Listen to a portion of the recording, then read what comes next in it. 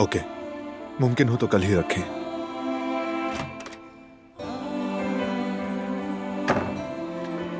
क्योंकि बीच में ईद आ रही है। ठीक है, मिलते हैं फिर। किसकी कॉल थी? तुम्हारी डॉक्टर से बात कर रहा था, कल चेकअप के लिए जाना है।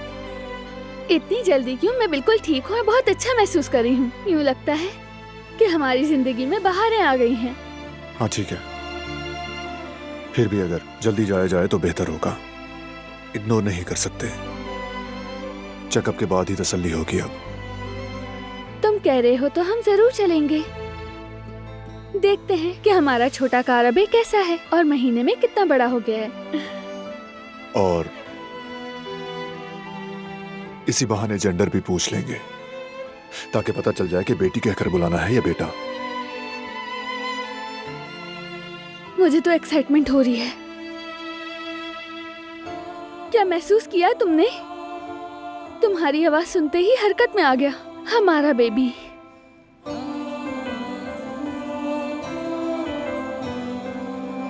और बहुत जल्द हम इसकी आवाज भी सुनेंगे, बस चंद दिन और।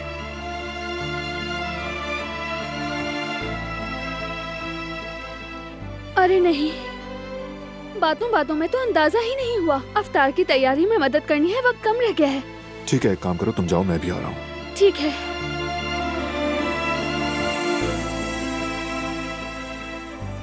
थकाना मत खुद को। फिक्र ना करो, ख्याल रखूंगी। जाओ।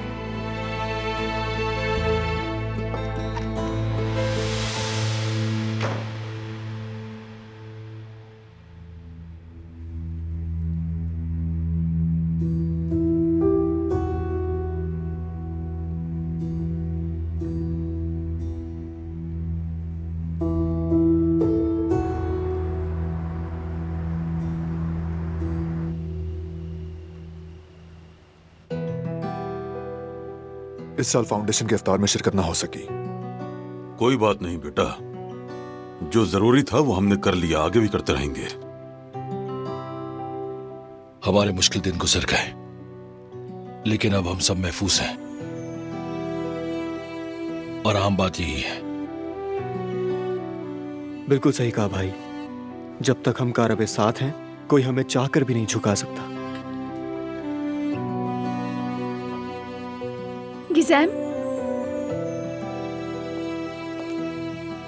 दादी जान ने खाना नहीं खाया?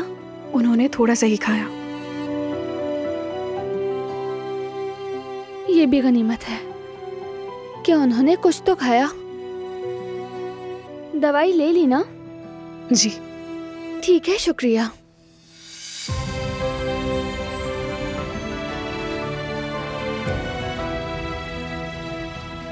दादी जान पिछले दिनों से बहुत परेशान है। खाना भी नहीं खा रही थी, अभी थोड़ी बेहतर हैं। खाना भी खा रही हैं, दवाइयाँ भी ले रही हैं। तुम सही कह रही हो। शुक्रिया बेटी। कल चांद रात है, कब्रिस्तान चलेंगे तुम्हारी माँ और करीम की कब्र पर। तो बताओ किस वक्त निकलना चाहिए हमें? कल दिलान के चेकअप के लिए जाना है पापा, वहां से कब्रिस्तान आ जाएंगे। फिर तो कल बीबी का भी मालूम हो जाएगा लड़का है या लड़की। कल कंफर्म मालूम हो जाएगा कि कारबे में नया मेहमान कौन आ रहा है। मुझे लगता है कि ये लड़का है। छोटा आगा आ रहा है हमारे घर में। अब तो मेरा रो भी खत्म हो जाएगा। और आप लोग क्या कहते हैं? मेरा भतीजा होगा या भतीजी? बताएं जरा आप लोग भी।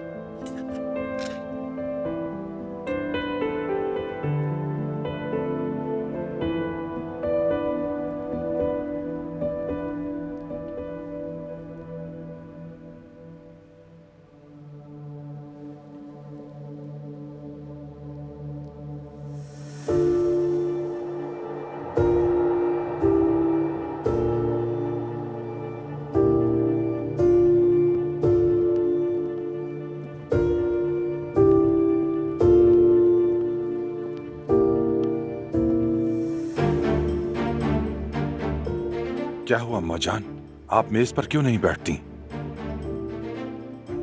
क्या भूल गए हो?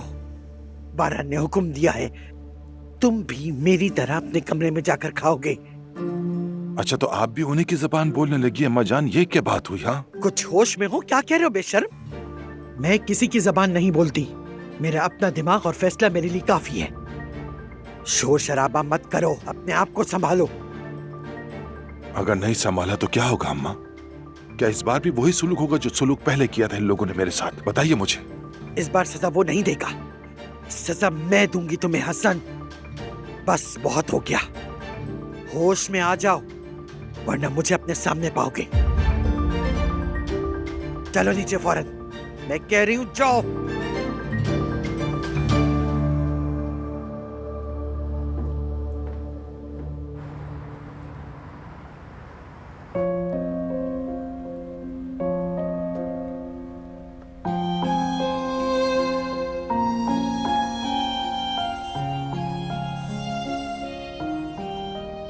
और अगर मैंने भी कह दिया ना कि मैं तुमसे प्यार करती हूँ तो उस दिन कयामत होगी।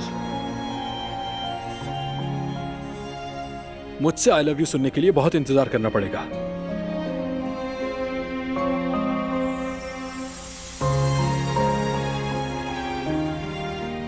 मैं ग्लिटर ले रहा था। देती हूँ। मैं भी नमक ले रही थी वहां से।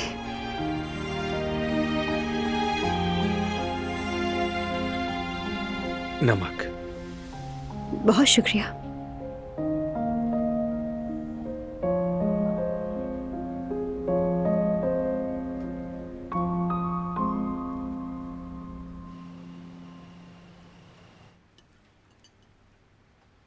गुल, जरा रोटी देना मुझे। वैसे मेरी बात याद रखिएगा, मुझे तो पूरा यकीन है कि मेरी भतीजी ही पैदा होगी। सच कहो तो मुझे भी ऐसा लग रहा है।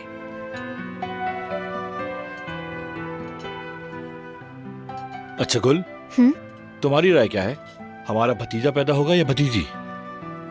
मेरे ख्याल में बेटा होगा। मैंने ख्वाब में भी देखा, और तुम जानते हो मेरे ख्वाब हमेशा सच्चे होते हैं। चलो ठीक है, हम फिर शर्त लगाते हैं इस बात पर। जो भी शर्त हारेगा वो सबको खाने पे लेकर जाएगा। मंजूर है, लेकिन याद रखना हारोगे तुम ही। आप क्या कहते हैं बाबा? याद रखो, बच्चों के औलाद का होना भी एक इम्तिहान है और ना होना भी। इसलिए हर हाल में इंसाफ करना बहुत जरूरी होता है। बच्चा खुदा की अमानत होता है, चाहे बेटी हो या फिर बेटा, दोनों ही हमारे लिए नेमत हैं। बस उनकी बेहतरीन परवरिश होनी चाहिए। मैं तुम्हारे बचपन में तुम्हें ज्यादा वक्त ना दे सका, अच्छा बाप ना बन सका मैं, मगर अल्लाह ने चाहा तो अपने पोते या पोती के साथ सारे अरमान पूरे करूंगा। जो तुम्हारे लिए नहीं कर सका वो उसके लिए करूंगा। उसे अपनी आंखों के सामने बड़ा होते हुए देखूंगा इंशाअल्लाह। इंशाअल्लाह बाबा, इंशाअल्लाह। हाँ तो भाई और भाभी, आप क्या कहते हैं? क्या मेरा भतीजा होगा या भतीजी होगी?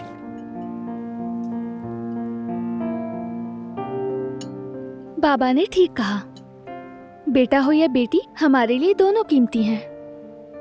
दुआ है जो भी हो सही सलामत दुनिया में आए। हम मिलकर उसे वेलकम करेंगे, है ना बारान?